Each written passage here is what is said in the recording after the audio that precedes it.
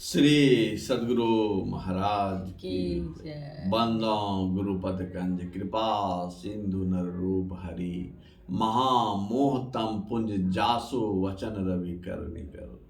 मेरा मुझ में कुछ नहीं, जो कुछ है सब तोर, तेरा तुझको सौंप के क्या लागेगा मोर।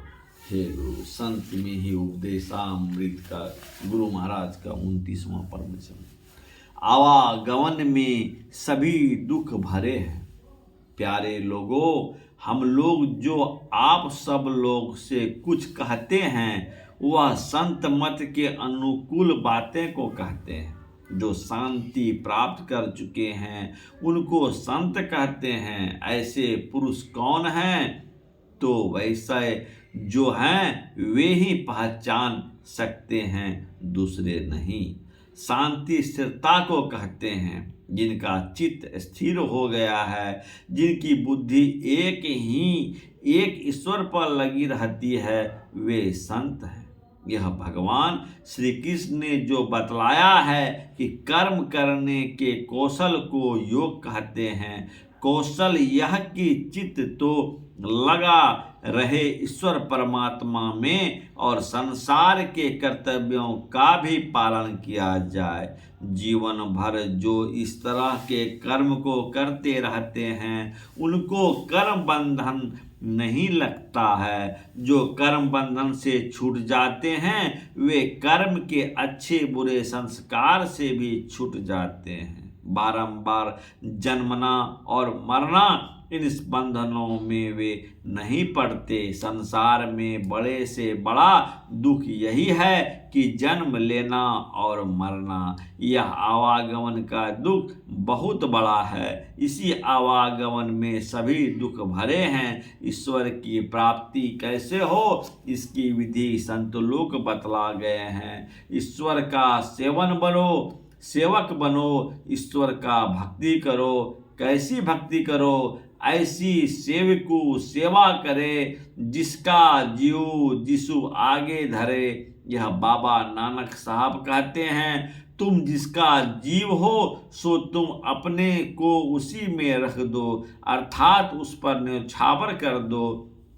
यह सबसे बड़ा सेवा है, बड़ी भक्ति है। और जब तक ऐसा नहीं हो तब तक इसका अभ्यास करता रहे। ईश्वर का सुमिरन करने के लिए और ईश्वर की ओर जाने के लिए ध्यान योग का बारंबार अभ्यास करते रहो। मन को संसार के विषयों से हटाकर उस एक ईश्वर में लगाने का अभ्यास करते रहना चाहिए।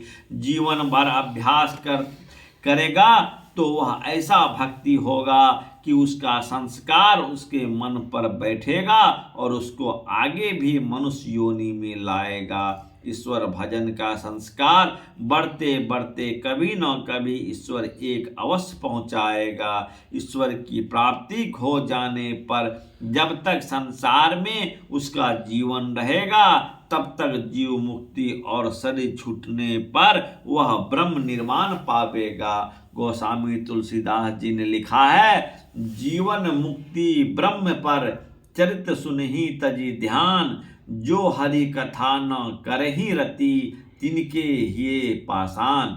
जो ब्रह्म या ईश्वर की भक्ति में संलग्न है, जिसको उसकी चाट चक्षा पड़ गया है, वह उसको बारंबार मनुष्य जीवन में लाकर फिर अंत में मोक्ष को प्राप्त कराएगी। वह ऐसी शांति पाएगी जो किसी में नहीं है, केवल ईश्वर में है। यह संतों का ज्ञान है।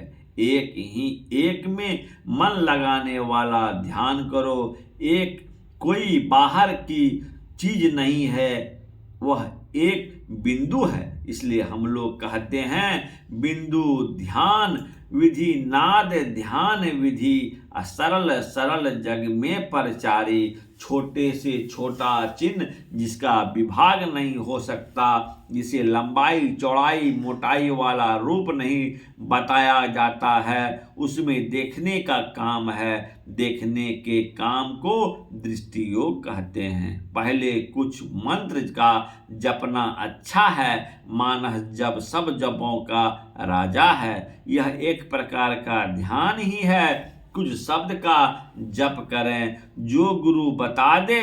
दादू दयाल जी कहते हैं, दादू सिरजनहार के केते नाम अनंत, चित आवे सो लीजिए यो सुमरे साधु संत। जो नाम गुरु बता दे वही नाम ठीक है, फिर मानस ध्यान करें।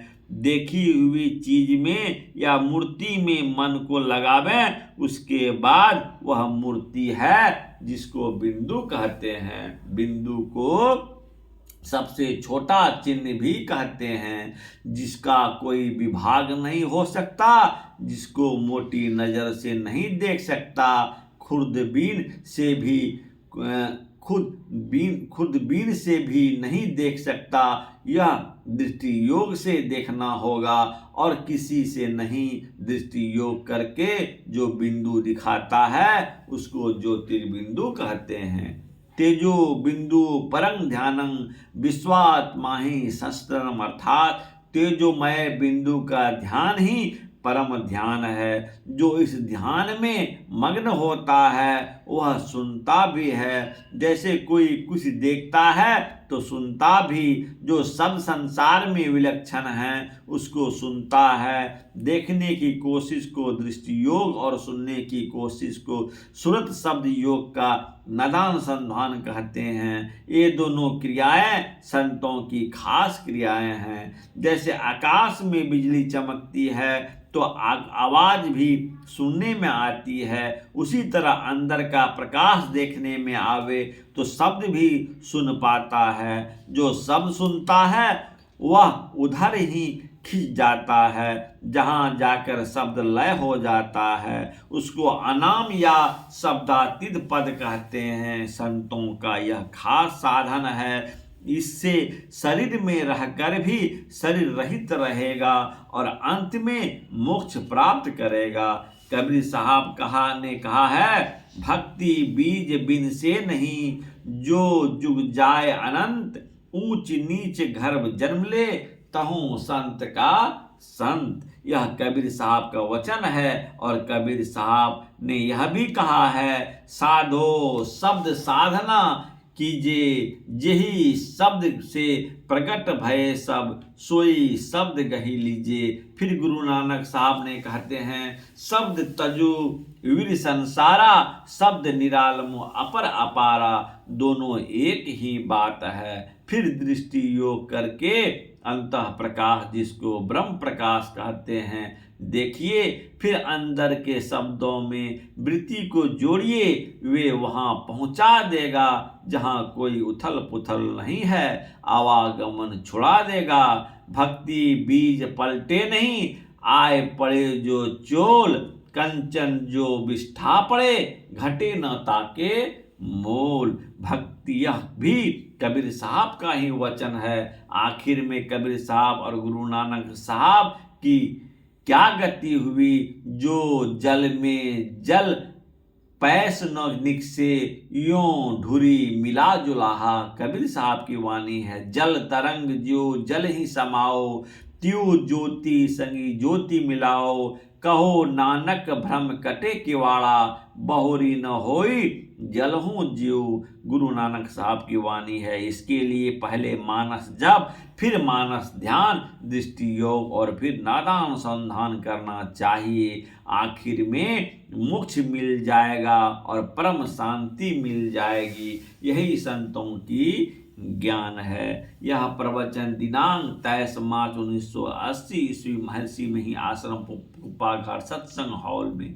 सप्ताही सत्संग के अवसर पर हुआ था। सुक्तिकन संतोषामृतं त्रिपानं सुकृतं शांति चेतसाम, कृत अस्त्रधन लुब्धा नामिताश्चं धावतं, असंतोष परम दुखं संतोष परम सुखं, सुखार्थी पुरुषोत्तम संतुष्ट सत्संग भवेत। गौतम संहिता में है। संतोष रूपी अमृत के पान से तृप्त शांति चित्त पुरुषों को जो सुख है, धन के लोभ से इधर उधर दौड़ने वाले के नसीब में वह सुख कहाँ है।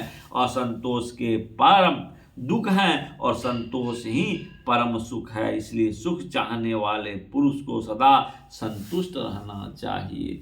श्री सद्गुरु महाराज की जय। प्यारे बंधुओं, यदि अच्छा लगे जरूर इसको फॉलो करें, लाइक करें, शेयर करें और सब्सक्राइब करें। हे गुरु, और निरंतर सबका पाठ गुरु महाराज का 251वां पाठ है जो हम निरंतर आप लोगों को सुनाते जाएंगे। सब मिलके हर एक दूसरे को यह प्रवचन सुने। श्री गुरु, हे गुरु महाराज की जय। आरती संग सत